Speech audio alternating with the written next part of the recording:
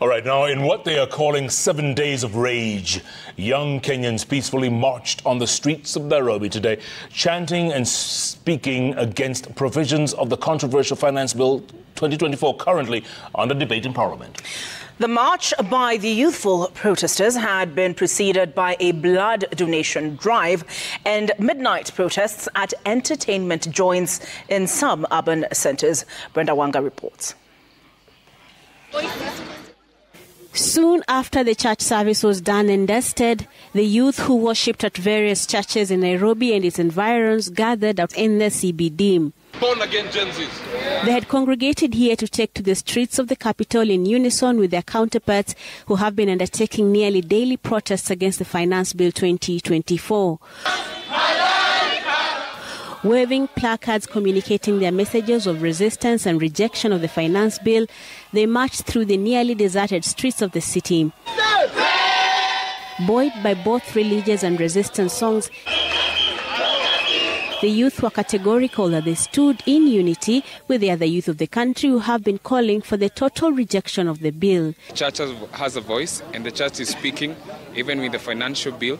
And to be honest, we have to fight for justice, and Jesus is for justice, and if there is no justice, there is no Jesus. And I believe that Jesus is against injustice, and this is a huge injustice that is happening to our nation, and I believe that Jesus has something to say, and he's saying it through the church. Because we believe that in a vacuum of truth comes many lies, and so even with what has been happening with the killings, his heart breaks too, and you know, we are calling that a lie, and we are saying that there is no hope in that, but we're saying that even as we are seeking justice, Jesus is on the forefront, he's not at the back. This full demonstration was overseen by riot police who had little work to do the entire afternoon.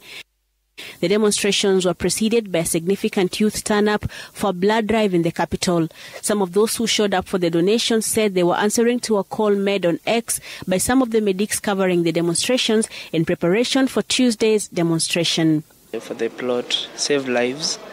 Najua hata kama si mimi, najua kuna watu huko nje, they are fighting for our rights and they are ready to... Anything happens in these things, we are not aware. This is Kenya, anything happens, tumekuwa oppressed sana. So anything happens, guys, damu nimedonate. The turnout has been very good, and we have managed to collect around 150 units, which we think is going to be very good for our patients in various hospitals. The youth-led protests were also observed in entertainment joints across the country Saturday night from 11:59 p.m.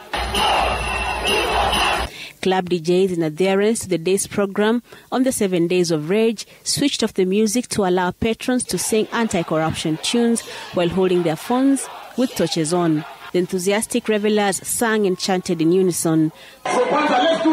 The revelers also honored the late Rex Kanyike Masai, a protester who was shot and later succumbed to injuries during the anti-finance bill demonstrations last Thursday. Opposition leaders opposed to the bill also joined Kenyans in the nightclub protest and maintained their position that they will oppose it at the committee stage. The program continues tomorrow with more planned activities set to go on until Thursday. Brenda Wanga, Citizen TV.